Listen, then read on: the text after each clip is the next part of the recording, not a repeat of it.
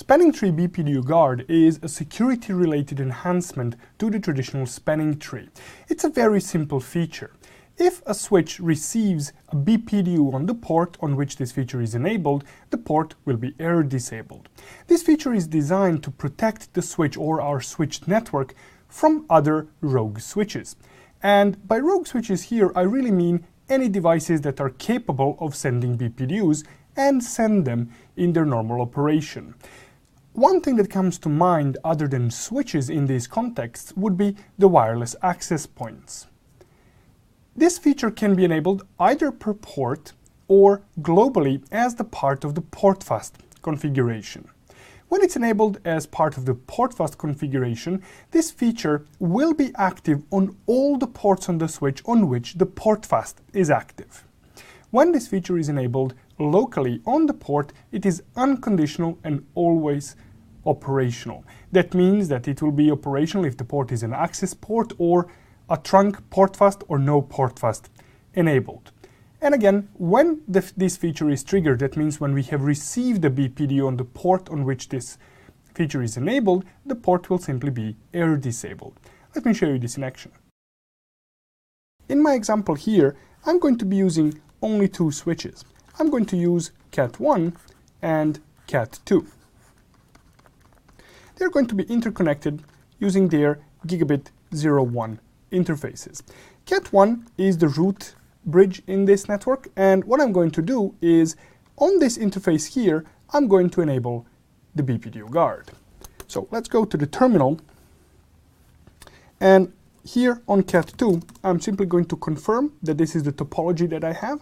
I have gigabit 01 here connected to Cat1, and I have a fast Ethernet 20, which is just some downstream interface on Cat2.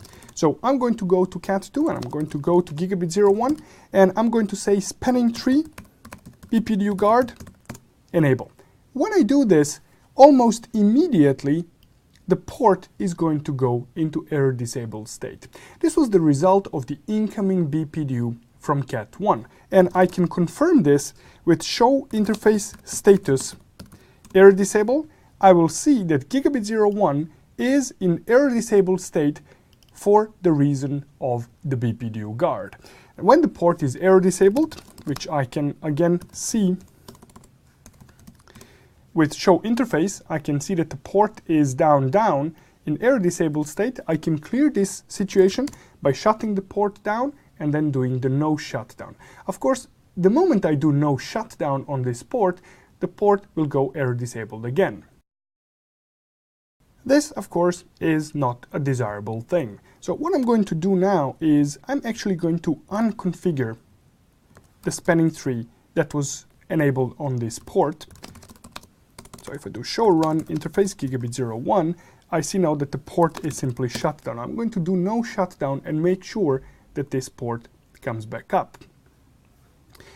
Now, this was the example of configuring spanning tree BPDUGuard on per port basis. Let's take a look at the global configuration.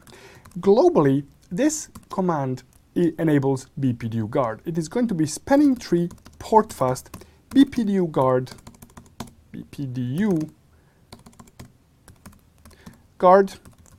default. Now, with this command here, what I've done is I have enabled BPDUGuard on all portfast enabled ports.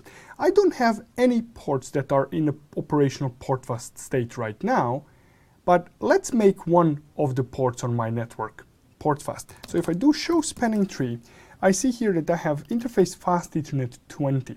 It is connected to another switch, but on this other switch, this is Cat3 in my topology, I have turned off the spanning tree. So I'm not going to be receiving any BPDUs from that switch. Then what I'm going to do is I'm going to go to the interface fast Ethernet 20 and I'm going to say spanning tree portfast. Now that this interface is portfast, I can confirm that BPDUGuard is actually enabled on this port. I'm going to do that with show spanning tree interface fast Ethernet 20 details, and here I see that BPDUGuard is enabled and I have here information by default. Why is it enabled by default? Because this port operates now in port fast mode. We have seen BPDUGuard in action, and we have seen the configuration of BPDUGuard globally or on per port basis. But is BPDUGuard a feature that can magically detect switches? Well, not really. There are limitations to what BPDUGuard can do. Remember, it relies on BPDUs to detect other switches. So in my topology here, I do have two switches. I have CAT1 and I have CAT2. I have tried enabling BPDUGuard on this port here, and it worked flawlessly. But what would happen if I enabled BPDUGuard on this port here? Let's take a look at that. So I'm going to go to CAT1 now on interface gigabit 01, and I'm going to say spanning tree BPDUGuard enable. Now, in the previous example, this caused this port to immediately go down. But as you can see, CAT1 and CAT2 are now fully operational. If I do show interface gigabit 01, the port is up. If I do show spanning tree, here I will see that gigabit 01 is the designated port, and here on CAT2, if I do show spanning tree, gigabit 01 is the root port. How comes? Why isn't the BPDUGuard kicking in on CAT1 now? Well, the explanation for this is really, truly simple one. Because CAT1 is the root, it will be the one sending BPDUs. As long as CAT2 operates in a stable topology, there will be no BPDUs going from CAT2 to CAT1. But what happens if a port goes down or goes up on CAT2? Let's try that out. So here I'm going to go to CAT2, fast Ethernet 20, and I'm going to shut this port down. Now, when this port is shut down, CAT2 should be sending the topology change BPDU to CAT1. But this is still operational. There is a good reason for that. If I go back to CAT2, and if I take a look at the configuration of fast Ethernet 20, I see that this interface is configured to operate in a port fast mode. When interface is configured to operate in port fast mode, there will be no topology change notification generated for this port when it transitions between different states.